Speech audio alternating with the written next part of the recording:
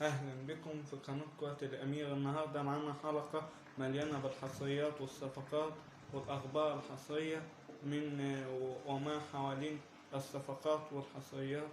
ف...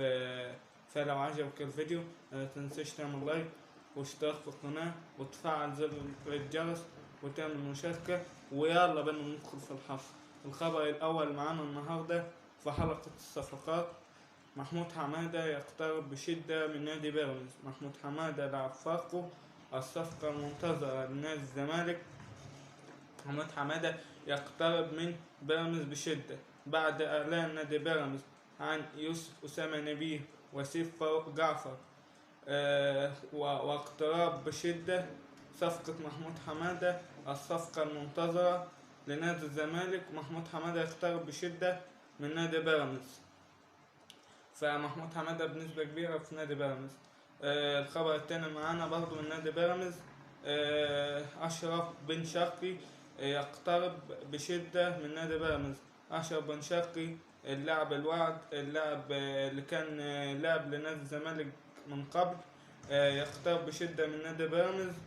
ومصر البورسعيد دخل في مفاوضات، بس أشرف بن شرقي طالب المبلغ الراتب بتاعه كبير بعد ما عرفنا من فترة أن الجزيرة الإماراتي فسخ التعاقد مع أشرف بن شرقي بنسبة كبيرة جدا. أشرف بن شرقي في نادي بيراميدز، أشرف بن شرقي بنادي بيراميدز، لأن نادي بيراميدز أو راتب أشرف بن شرقي يتراوح ما بين 2 مليون و2 مليون أو 2.5 مليون دولار.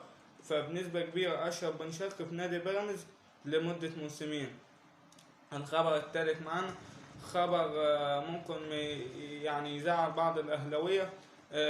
محمد شكري كولر يرفض عودة محمد شكري. في بعض جماهير النادي الأهلي قالت إن محمد شكري لاعب سيراميكا حاليا إن هو يكون خليفة علي معلول. كولر رفض رفض تام وهيكتفي بعلي معلول والدبيس.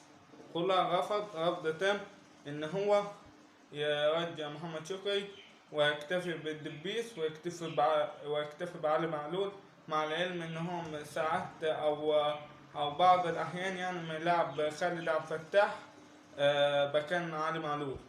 فكده الموسم الجديد هيبقى الباك ليفت بتاع النادي الاهلي كريم الدبيس وعلي معلول وان شاء الله خالد عبد الفتاح لما يرجع من الاصابه.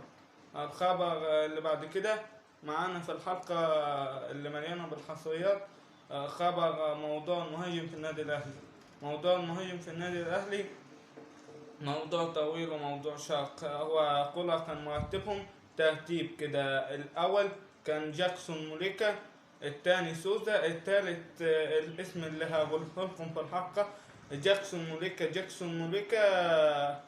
خلاص بشكتش التركي رفع سعر جاكسون موليكا، وجاكسون موليكا يعني النادي بشكتش التركي طلب 4.5 مليون دولار، فالنادي الأهلي أو 5 مليون دولار، فالنادي الأهلي عرض أقل من كده، فبشكتاش والنادي الأهلي غير متفقين على المبلغ المادي لجاكسون موليكا. في نادي في أمريكا عرض مبلغ كبير على بشكتاش، فبنسبة كبيرة كده جاكسون موليكا برا النادي الأهلي، ووقفت المفاوضات ما بين جاكسون موليكا والنادي الأهلي. سوزا النادي الياباني الكوري الجنوبي بتاعه. سوزا مرحب بان هو يجي النادي الاهلي وهو موافق جدا، واللاعب نفسه يجي النادي الاهلي، بس النادي الكوري الجنوبي بتاعه معصلك في المفاوضات وطالب مبلغ كبير، والمبلغ الكبير دويتي اصلا السعر على ترانسفيت ماركت السعر بتاعه 1.5 مليون او 2 مليون دولار، والنادي الكوري الجنوبي بتاعه طالب حوالي 5 مليون دولار. فلو النادي الاهلي النادي الياباني الكوري الجنوبي بتاعه لو وصلوا لحد من مفاوضات ما بين الاهلي والنادي بتاعه، فبنسبة كبيرة جاكسون موليكا، بنسبة كبيرة اللاعب جوستافو سوزا في النادي الأهلي، بس في حال إن النادي الأهلي والنادي الكوري الجنوبي بتاعه يتفقوا على مبلغ مادي. بس بنسبة كبيرة لو ما جاش سوزا هيجي المهاجم اللي هقوله لكم النهارده. خبر حصل من قناة الأمير، مهاجم حمزة النهيري. حمزة النهيري دويتي لاعب مغربي، لاعب عمره 25 أو 26 سنة، لاعب كان زميل رضا سليم. كان هو المهاجم بتاع النادي اللي كان فيه رضا سليم، وهو المهاجم حمزة النهيري دويتي لاعب جنسيته مغربية، عنده 25 و 26 سنة. النادي الأهلي ابتدى التفاوض معاه. لو ما جاش جوستافو سوزا فبنسبة كبيرة النادي الأهلي هيجيب الموسم ده رأس حربة قوي، وهو المهاجم حمزة النهيري. ابتدت التفاوضات معاه، بنسبة كبيرة يا حمزة النهيري يا جوستافو سوزا في النادي الأهلي. ده الثلاث مهاجمين بالترتيب عشان نقفل موضوع المهاجم. اللي رشحهم أو اللي مرشحهم مارسيل كولر المدير الفني للنادي الأهلي. الموضوع اللي معانا بعد كده موضوع شاق جدا، وهو موضوع رأس حربة النادي الأهلي السابقة، وهو موضوع مهاجم بورتر بواليا المهاجم اللي جه النادي الأهلي موسم مع بيتسو موسيماني ولم يتوفق مع النادي الأهلي وطلع إعارة، وبعد ما خلصت الإعارة رجع، والنادي الأهلي وداه إعارة تاني. فنادي الزمالك دخل في مفاوضات شادة مع المهاجم بورتر بواليا، الأهلي منع أن نادي الزمالك يتفاوض مع المهاجم بورتر بواليا.